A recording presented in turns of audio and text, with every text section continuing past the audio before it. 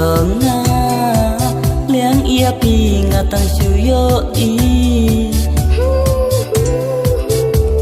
ya i dur ba le lui dur pa bu chong pi ya i dur ba le lui dur pa bu chong pi jadu ayusha ba pi don